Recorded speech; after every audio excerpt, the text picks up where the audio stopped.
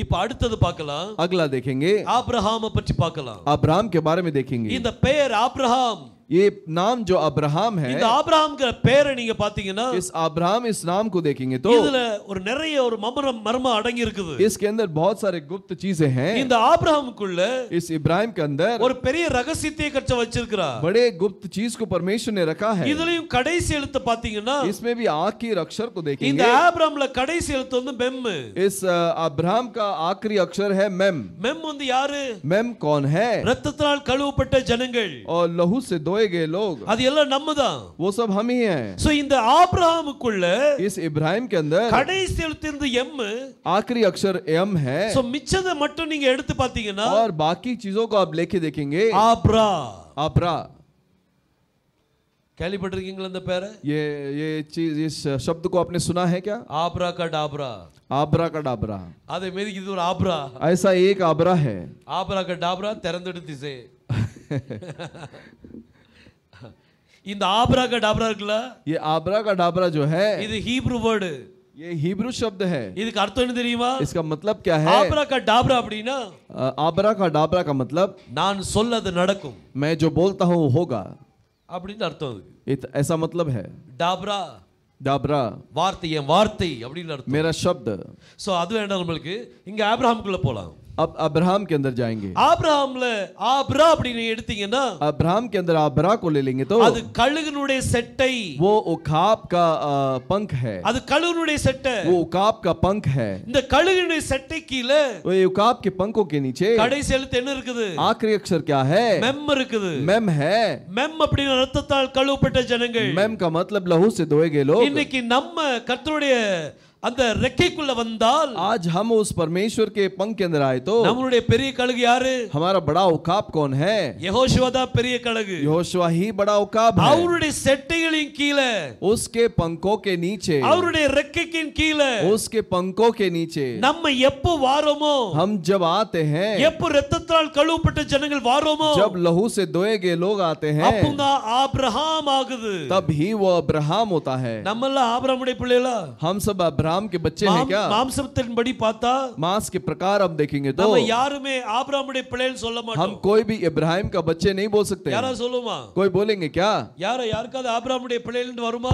और किसी को इब्राहिम का बच्चे करके आएंगे क्या? இந்த ஆபிரகாம் அப்படின்னு பார்க்கும்போது इब्राहिम इस शब्द को देखेंगे तो ஆப்ரா அப்படினா விங்ஸ், आब्रा का मतलब है पंख. அது கழுகுனுடைய செட்ட. वो उकाब का पंख है. அது யாரு? அந்த கழுகு யாரு? वो उकाब कौन है? அது யெகோஷுவா தான் அந்த கழுகு. यहोशुआ ही वो उकाब है. இன்னைக்கு சொல்ல போனா आज अगर बोलने जाएंगे, மாம்சத்தின்படி நம்ம ஆபிரகாமுடைய பிள்ளைகள் கிடையாது. मांस के अनुसार हम इब्राहिम के बच्चे नहीं हैं. ஆபிரகாமுடைய பிள்ளைகள நம்ம इब्राहिम के बच्चे हैं क्या? நம்ம ஆபிரகாமுடைய பிள்ளைகள வர முடியாது. हम नहीं आ सकते. ஆனா யெகோஷுவா மூலமா தான் लेकिन यहोशुआ के द्वारा நம்ம ஆபிரகாமுடைய பிள்ளைகளா மாறுறோம். हम इब्राहिम के बच्चे बन सकते हैं. ஒரு தடவை எனக்கு ஞாபகம் இருக்கு, பொள்ளாச்சில मुझे याद है पोलाची के अंदर ஒரு பிரதர் என்னை ஒரு ஹவுஸ் விசிட்டிங் கூட்டி போனாங்க. एक भाई मुझे हाउस विजिटिंग के लिए लेकर गए. அவங்க அந்த ஃபேமிலி பத்தி ரொம்ப பெருமையா பேசுனாங்க. वो उस परिवार के बारे में बहुत अच्छा बोल रहे थे. இந்த ஃபேமிலி தெரியுமா? இவங்க ये परिवार को पहचानते हैं क्या? தினகர் டிஜிஎஸ் தினகரன் ஐயாவுடைய சொந்தக்காரங்க ये அப்படின்னு சொன்னாங்க. डीजीएस दिनकरन उनका रिश्तेदार हैं. ரொம்ப புகழ்ந்து பேசிட்டு இருந்தாங்க. बहुत उनकी तारीफ कर रहे थे. அப்படியா? நீங்க டிஜிஎஸ் தினகரன் ஐயா சொந்தக்காரங்களா? ऐसा है क्या आप डीजीएस दिनकरन पास्टर के रिश्तेदार हैं? நான் ஆபிரகாமுடைய சொந்தக்காரன் அப்படின்னு சொன்னேன். मैंने कहा कि मैं इब्राहिम का रिश्तेदार हूँ. அவர் திடீர்னு எப்படி பிரதர் அப்படின்னு கேட்டாரு. वो उसने पूछा कैसे भाई? யெகோஷுவா மூலமா நான் ஆபிரகாமுடைய சொந்தக்காரன். यहोशुआ के द्वारा इब्राहिम का रिश्तेदार हूँ. இன்னைக்கு அவர் மூலமா தான் ஆபிரகாமுக்கு நம்ம சொந்தக்காரனா மாறுறோம். और उसके द्वारा ही हम इब्राहिम का रिश्तेदार बनते हैं. அந்த செட்டிகள், இந்த யெகோஷுவனுடைய செட்டை கீழ, वो यहोशुआ के पंखों के नीचे நம்ம என்னைக்கு வாரோமோ, हम जब आते हैं, அன்னைக்கு நம்ம ஆபிரகாமுடைய பிள்ளைகளா उस மாறிட்டோம். दिन हम इब्राहिम के बच्चे बनते हैं. பாருங்க, ஒரு செட்டை எடுத்தீங்கன்னா एक पंख को ले लेंगे तो இந்த குஞ்சிகள் வந்து செட்டைகளுக்குள்ள போய் உட்கார்ந்து விடும். और ये बच्चियां जो है वो पंखों के अंदर जाकर बैठ जाती हैं. எதுக்கு உட்காருது? क्यों बैठती है? சொல்லுங்க பார்க்கலாம், எதுக்கு உட்காருது? क्यों बैठती है? ப்ரொடெக்ஷனுக்காக உட்காருது. सुरक्षा के लिए. வேற எதுக்காக உட்காருது? उष्ण के लिए. உஷ்ணத்துக்காக உட்காருது. उष्ण के लिए बैठती है। இன்னைக்கு நமக்கு ப்ரொடெக்ஷனும் கிடைக்குது, आज हमें सुरक्षा भी मिलती है உஷ்ணமும் கிடைக்குது. और उष्ण भी मिलता है। அந்த ரெக்கைக்குள்ள போய் உட்காரும்போது उस पंख के अंदर जब जाते हैं நமக்கு ஒரு ஸ்பெஷல் அனாயிண்டிங் கிடைக்குது. हमें एक विशेष अभिषेक मिलता है, ஒரு உஷ்ணம் வருது. एक गर्मी आती है அந்த செட்டை கீழே இருக்கக்கூடிய உஷ்ணம், और उस पंखों के अंदर रहने वाला एक उष्ण, அந்த உஷ்ணம் மட்டும் குஞ்சுகளுக்கு கிடைக்கலன்னு வைங்க, अगर वो गर्मी अगर बच्चों को नहीं मिलती அந்த குஞ்சுகள் செத்து போயிடும். वो बच्चियां मर जाएगी। நீங்க குஞ்சுகளுக்கு நீங்க ஹீட் கொடுக்கல அப்படினா, अगर उस बच्चों को आप अगर गर्मी नहीं देते हैं அது நல்லா புஷ்டியா வளர முடியாது, वो तंदुरुस्त बढ़ नहीं सकती, அதுக்கு தேவை உஷ்ணம். उसको चाहिए गर्मी। அந்த உஷ்ணம் எங்க கிடைக்குது? वो गर्मी कहाँ मिलती है? தாய் கழுகுனுடைய ரெக்கைக்குள்ள இருக்குது. वो माँ उकाब के पंखों के अंदर है। அந்த ரெக்கைக்குள்ள ஒரு உஷ்ணத்தின் அபிஷேகம் இருக்குது. उस पंखों के अंदर एक उष्ण का अभिषेक है। நான் ஒரு நாள் என்ன செய்தேன்னா, मैं एक बार क्या किया, இன்னும் பிரசங்கமே பண்ணக்கூடாது, अभी प्रचार नहीं करना चाहिए ஏன்னா பிரசங்கம் பண்ணி ஒரு பிரயோஜனம் இல்ல, क्योंकि प्रचार करके कुछ फायदा नहीं, யாருமே இதன்படி நடக்க மாட்டேங்கறாங்க, कोई भी इसके अनुसार चलते नहीं, அப்படி நினைச்சு எல்லாம் பிரசங்கமே பண்ணக்கூடாதுன்னு நினைச்சேன். और ऐसे सोचकर मैं प्रचार नहीं करना ऐसे सोचा। அன்னைக்கு ராத்திரி கர்த்தர் ஒரு காரியத்தை வெளிப்படுத்தினாரு, और उस दिन रात को परमेश्वर ने एक चीज को प्रकट किया, ஒரு காரியத்தை என் மனசுல வச்சார். एक चीज को मेरे मन में रखा। அதாவது கோழி தன் குஞ்சுக்கு ஒரு முட்டை மேல உட்காருது, और मुर्गी अपने एक अंडे के ऊपर बैठती है, அது உட்காரும் போது 10 நாள் ஆயிட்டு அந்த முட்டையை பாக்குது, वो 10 दिन के बाद उस अंडे को देखती है, அந்த முட்டை அப்படியே தான் இருக்குது, वो अंडा ऐसे ही है, ஒரு சேஞ்சும் இல்ல, कुछ बदलाहट नहीं। அதுக்காக அந்த கோழி இந்த முட்டையை ஒரு எத்தி और उसके लिए वो मुर्गी उस अंडे को एक लात मारकर இந்த முட்டை சரியில்லை அப்படின்னு சொல்லுதா? ये अंडा खराब है करके बोलती है क्या? இல்ல சொல்லல, नहीं बोलती, அது இன்னும் உட்கார்ந்துட்டே இருக்குது, और भी बैठती है, அந்த முட்டைக்குள்ள உஷ்ணம் போயிட்டே இருக்குது, और उस अंडे के अंदर गर्मी जा रही है, அந்த கோழிக்குள்ள இருக்கக்கூடிய உஷ்ணம் और उस मुर्गी के अंदर जो गर्मी है அந்த முட்டைக்குள்ள போய் वो अंडे के अंदर जाकर அந்த முட்டைக்குள்ள இருக்கிற ஒரு அந்த கருவுகள் எல்லாம் और उसके अंदर जो बीजे हैं மறுரூபப்படுத்துது, उसका रूपांतर करती அங்க है, டிரான்ஸ்ஃபார்மேஷன் நடக்குது, वहां पर ट्रांसफॉर्मेशन होती है। அந்த கோழியினுடைய ரெக்கைக்கு அடியில उस मुर्गी के पंखों के अंदर அந்த கிடைக்கிற உஷ்ணம், उसको जो गर्मी मिलती है ஒரு டிரான்ஸ்ஃபார்ம் பண்ணக்கூடிய உஷ்ணம், और उसे रूपांतर करने का एक उष्ण है, நம்மளை பலப்படுத்தக்கூடிய ஒரு உஷ்ணம், हमें बल देने वाला एक गर्मी है।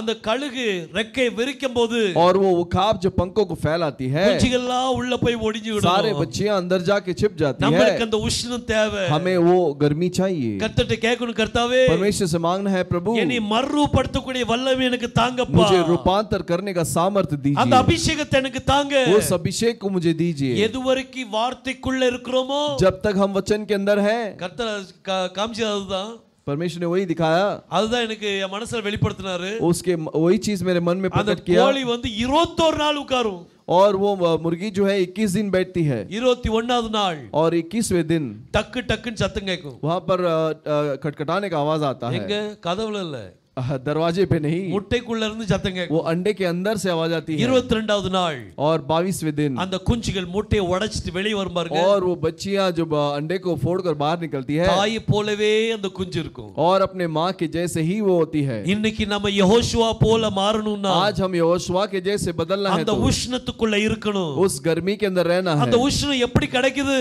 वो गर्मी कैसे मिलती है? கர்த்தருடைய வார்த்தைக்குள்ள இருக்கணும், परमेश्वर के वचन के अंदर होना இந்த है, காலத்துக்குரிய செய்திக்குள்ள இருக்கணும், इस समय के संदेश के अंदर होना है, அதுலதான் உஷ்ணம் கிடைச்சிட்டே இருக்கும். उसके अंदर ही वो गर्मी मिलती है। அதை விட்டு வெளியே போயிட்டாங்க வைங்க, और उससे बाहर चले गए, இப்ப முட்டைய अब अंडे को, கோழி உட்கார்ந்துட்டு இருக்கிற அந்த முட்டைய, और मुर्गी जो अंडे के ऊपर बैठती है, ஒரு முட்டையை மட்டும் எடுத்து சைடுல வச்சிருங்க, एक अंडे को निकाल कर साइड में रख दीजिए। அத கோழி மடி இது ரெக்கைக்குள்ள வைக்கல, उसको मुर्गी के पंख के अंदर नहीं रखा, அந்த முட்டை என்ன ஆகும்? वो अंडा क्या होगा? கூமுட்டை ஆகும், वो खराब अंडा हो जाएगा, அந்த முட்டை கெட்டு போயிடும். वो अंडा खराब हो जाएगी।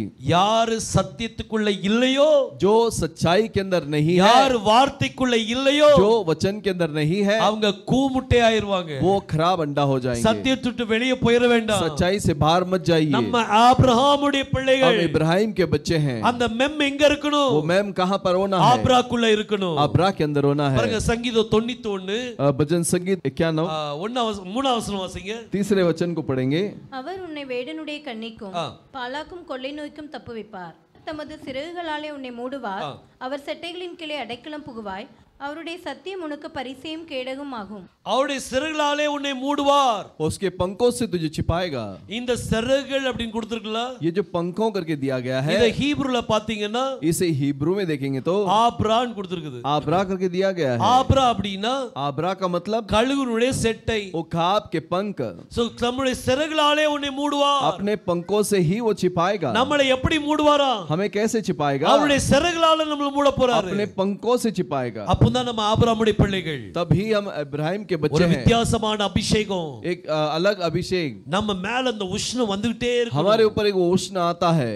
கோழி விட்டு அந்த கோழி ரெக்கையில இருந்து வெளியே வந்துடாதீங்க. वो मुर्गी के पंख से बाहर मत आइए. இந்த காலத்துக்கு इस समय के लिए கர்த்தர் செய்தியை நம்மட்ட கொடுத்திருக்கிறாரு. संदेश परमेश्वर ने हमें दिया है. எத்தனை பேர் விசுவாசிக்கிறோம்? कितने लोग विश्वास करते हैं? हालेलुया. आमीन हालेलुया. இந்த காலத்துக்கு நமக்கு கொடுத்திருக்கிறாரு. इस समय के लिए दिया है. நம்ம அதுல உத்தமமா இருந்திர வேண்டியது. उसमें हम सच्चाई से रहना है. பாருங்க சபையினுடைய கதவு அடப்பட்டிருக்குது. कलीसिया का द्वार बंद है. இப்போ கர்த்தர் கதவுல தட்டிட்டு இருக்காரு. आप परमेश्वर द्वार में खटखटाता है. நீங்க திறக்கறீங்க. आप खोलते हैं. அவர்தான் யெகோவான்னு எப்படி கண்டுபிடிப்பீங்க? वही यहोशुआ करके कैसे समझोगे? எப்படி கண்டுபிடிப்பீங்க? कैसे समझोगे? கையை பார் ஆணியை பார். हाथ को देख खिले को देख. அப்ப அடுத்த செய்தி இதுதான். तो अगला संदेश यही है. அந்த செய்தியில தான் நம்ம இருக்கிறோம். तो संदेश के अंदर ही हम हैं. ப்ராஃபட் தீர்க்கதரிசி வந்து சொல்லம்போது भविष्यद्वक्ता कहते समय யெகோவா உச்சரிப்பு தப்பு. यहोवा ये जो बोल है वो गलत है. அப்படி தப்புன்னு சொல்லிட்டு ऐसे बोलकर அவர் யெகோவா தான் சொல்றாரு. वो फिर से यहोवा ही कहता है. அந்த தப்பை தான் ரிப்பீட் பண்றாரு. उस गलती को ही दोहराता है. ஆனா அதுல ஒரு காரியம் சொல்றாரு. लेकिन उसमें कहता है யெகோவாங்கற உச்சரிப்பு தப்பு. यहोवा ये बोल जो है गलत है. அது ஹீப்ரூல என்ன சொல்வாங்கன்னா उसे इब्रानी भाषा में क्या कहते हैं? JUHV அப்படினு சொல்வாங்க. JUHV ऐसे बोलते हैं. அப்படி ஒரு யோசனையில சொல்றாரு. ऐसे एक विचार के अंदर बोलता है. JUHV கிடையாது. लेकिन वो JUHV नहीं है. அது யோதேவாவ் है. वो योधेवाव है. கையை பார் ஆணியை பார். हाथ को देख खिले को देख. அவர் எங்க விட்டாரோ वो जहां पर उसने छोड़ा அங்க நம்ம ஆரம்பிச்சாச்சு. हमने उधर शुरू किया है. அந்த செய்தி நம்ம தொடர்ந்தாச்சு. उस संदेश को हमने चालू किया है. பாருங்க வேதம் சொல்லுது. कलाम कहती है 7 சபைகளுக்கு 7 தூதர்கள் அனுப்புறாரு. 7 कलीसियाओं को 7 दूत को भेजता है. இந்த தூதர்கள் எல்லாரும் செய்தி கொடுக்கறாங்க. ये सारे दूत संदेश देते हैं. கரெக்ட் தானே? सही है ना? இஸ்ரவேல் ஜனங்கள் மன்னா விழுந்துச்சு அவங்களுக்கு காலையிலே. और इजराइल लोगों को भोर में मन्ना गिरा. அந்த மன்னாவை அவங்க சாப்பிட்டாங்க. उस मन्ना को वो खाए. அந்த மன்னா யாருடைய மன்னா தெரியுமா? वो मन्ना किसका है? தாவீது சொல்றாரு. दाऊद कहता है அது தூதர்களுடைய மன்னா. वो दूतों का मन्ना है. இவங்க அந்த மன்னாவை சாப்பிட்டுட்டே இருக்காங்க. उस मन्ना को खा रहे हैं. யோசுவாவின் புத்தகத்துல योशुआ के किताब में அவங்க கானான் தேசத்துக்கு போன பிறகு वो कनान देश के अंदर जाने के बाद அங்குள்ள பழைய தானியத்தை சாப்பிட்ட உடனே वहां के जूने अनाज को खाने के बाद தூதர்களுடைய மன்னா நின்னு போச்சு. और देवदूतों का मन्ना जो है रुक गया. இன்னைக்கு நம்ம சாப்பிட்டுட்டு இருக்கிறது என்ன சாப்பிட்டுட்டு இருக்கோம்? आज हम क्या खा रहे हैं? தானியத்தை சாப்பிடுறோம். हम अनाज को खा रहे हैं. பழைய தானியத்தை சாப்பிட்டுட்டு இருக்கோம். हम जूने अनाज को खा रहे हैं. मैं ஹீப்ரு வந்து பழைய தானியம். हिब्रू जो है अब पुराना अनाज है. அந்த தானியத்தை சாப்பிட ஆரம்பிச்ச உடனே उस अनाज को जब खाते हैं தூதனுடைய மன்னா நின்னு போச்சு. दूतों का मन्ना रुक गया.